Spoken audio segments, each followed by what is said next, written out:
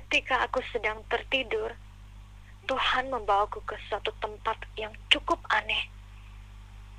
Di situ, aku melihat seorang Arab Muslim dengan baju putih, berkumis lebat, berdiri di situ. Aku bertanya padanya, "Di mana aku? Kamu saat ini ada di neraka," kata bapak itu. Pada saat itu aku sangat terkejut dan penuh dengan ketakutan. Bapak itu lalu menyuruh aku untuk minum, dan dia bilang, "Tuh, di situ ada air, kamu bisa ambil dan minum, karena kalau kamu sudah masuk ke neraka, di sana tidak ada air sama sekali."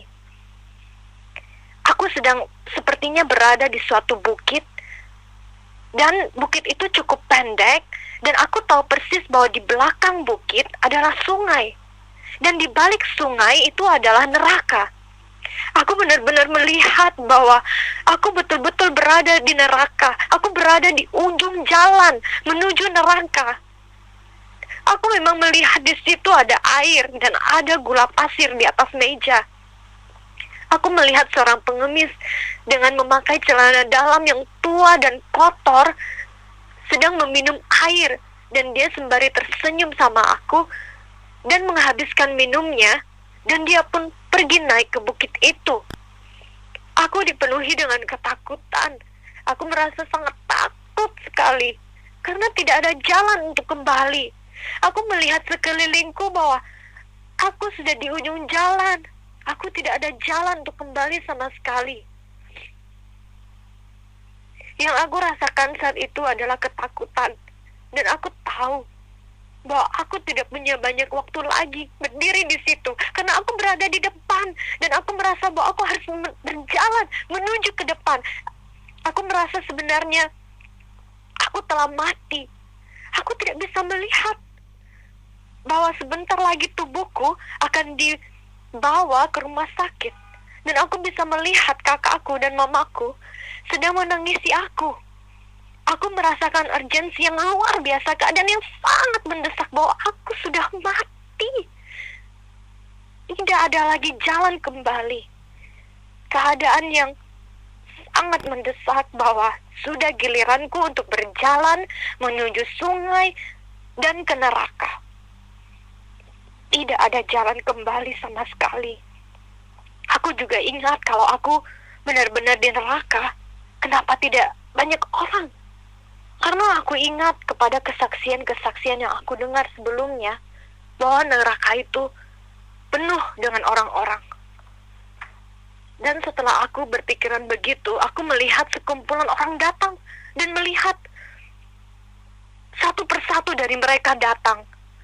Aku melihat seorang ibu dengan blos merah, dengan tas desainer biru tua, sedang berbicara dengan wanita yang ada di sampingnya. Aku melihat cewek India yang muda dengan rambut panjang keriting dan beberapa grup anak kuliahan dengan tas sekolah. Aku merasakan tubuhku sangat lemah sekali, sehingga tidak ada tenaga untuk berbicara dengan mereka. Aku seperti orang yang sakit yang baru sembuh dari sakit. Aku merasakan kesepian yang luar biasa dan tidak ada kasih sama sekali. Dan sudah saatnya untuk giliran aku untuk maju ke depan dan ke seberang sungai dan ke neraka. Aku tidak mau masuk ke sana. Aku ingin sekali kembali ke tubuhku yang aku lihat di rumah sakit. Aku bilang, dalam nama Yesus, aku ingin kembali. Tapi aku tetap tidak bisa. Aku bilang lagi, dalam nama Tuhan Yesus, aku ingin kembali. Tapi aku tidak bisa. Aku di dalam tubuhku yang telah, aku melihat tubuhku yang sudah mati, dan aku di situ, aku di neraka. Dan aku ingat akan suamiku, dan aku tanya Tuhan, Tuhan, di mana suamiku? Dia bilang, jangan khawatir, aku menjaganya. Aku mendengar ada suara gitu yang di belakang yang menjawab pertanyaanku. Dan aku tahu itu Tuhan. Dia bilang, dia akan punya hidup yang baru, dengan istri yang baru. Kamu tidak perlu khawatir, katanya. Dan saya menjawab waktu itu, Tuhan, kalau begitu, aku berbahagia untuknya. Dan aku sangat ingin sekali dia bahagia. Aku seharusnya bertemu dengan dia di surga nantinya. Tapi, mengapa aku di neraka? Aku merasa tubuhku sangat lemah sekali. Dan aku berkata dalam hati. Dan aku tahu saat itu telah mendesak bahwa sudah giliranku untuk menuju ke sungai dan masuk ke neraka. Saat itu aku benar-benar berserah dan aku bilang, Tuhan Yesus, tolong. Dan tiba-tiba aku terbangun dari tidurku. Aku sangat kaget bahwa sebenarnya aku belum mati. Aku terbangun dan aku memanggil suamiku. Aku bilang, Hani, tolonglah berdoa untuk aku. Aku melihat neraka. Dan aku menceritakan bahwa aku melihat neraka dengan nangis dan berkata bahwa tidak sama sekali ada jalan untuk kembali. Dan seharusnya aku sudah mati, tapi aku dibawa Tuhan kembali ke sini. Dan dia berdoa untuk aku. Dan aku masuk dalam. Dan aku masih dalam keadaan yang sangat kaget.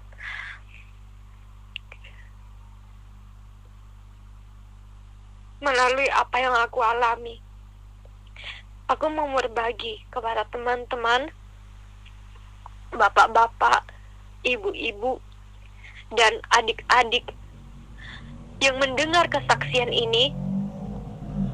Aku ingin sampaikan bahwa neraka itu betul-betul ada dan sangat menyeramkan. Dimana jika engkau berada di situ, tidak ada sama sekali yang namanya kasih. Sama sekali tidak ada jalan untuk kembali. Sama sekali tidak ada kesempatan untuk kembali. Percayalah kepada Tuhan Yesus Kristus sebagai Tuhan dan penyelamatmu. Bertobatlah dari semua dosa-dosamu. Di dalam Alkitab Yohanes pasal 3 ayat 16 dikatakan, karena begitu besar kasih Allah akan dunia ini, sehingga ia telah mengaruniakan anaknya yang tunggal, supaya setiap orang yang percaya kepadanya tidak binasa, melainkan beroleh hidup yang kekal. Teman-teman, bapak-bapak, ibu-ibu, dan adik-adik yang mendengarkan video ini, jikalau hari ini, saat ini, Tuhan Yesus mengotok pintu bagimu untuk menerima Dia sebagai Tuhan dan Juru Selamat pribadimu, bukalah hatimu sekarang juga untuk kasih-Nya mengalir dalam engkau. Sebab kamu tidak tahu kapan maut kematian menjemputmu. Ingat, kamu hanya punya satu nafas. Kalau nafas itu diambil, tidak ada lagi jalan untuk berbalik. Saat ini jika engkau menerima Yesus sebagai Tuhan dan Juru Selamatmu, bukalah kedua tanganmu dan taruh di dada.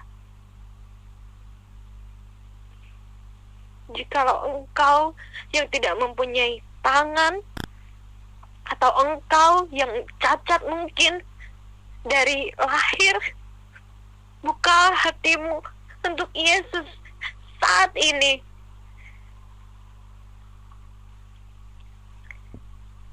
Mari ikuti saya berdoa.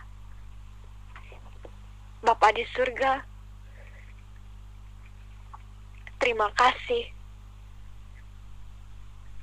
Saya berdoa saat ini, mengakui setiap dosa-dosa saya. Saya mengakui dengan mulut saya dan percaya di dalam hati saya bahwa Yesus Kristus adalah anak-Mu yang tunggal yang telah mati di atas kayu salib menebus dosa-dosa saya, sehingga saya bisa beroleh hidup yang kekal di dalam kerajaan surga.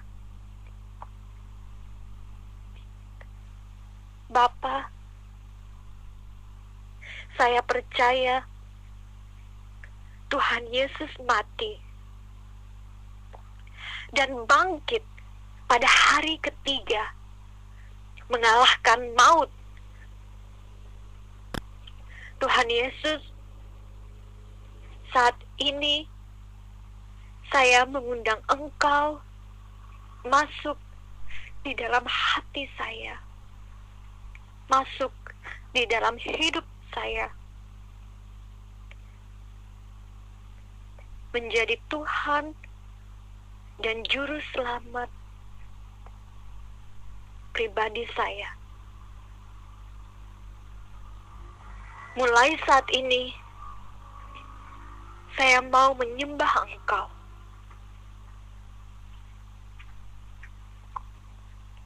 Mulai saat ini, saya mau memberikan hidup saya sepenuhnya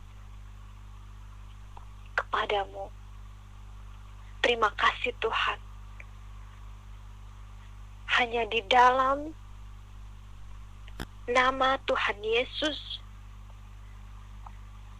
saya berdoa.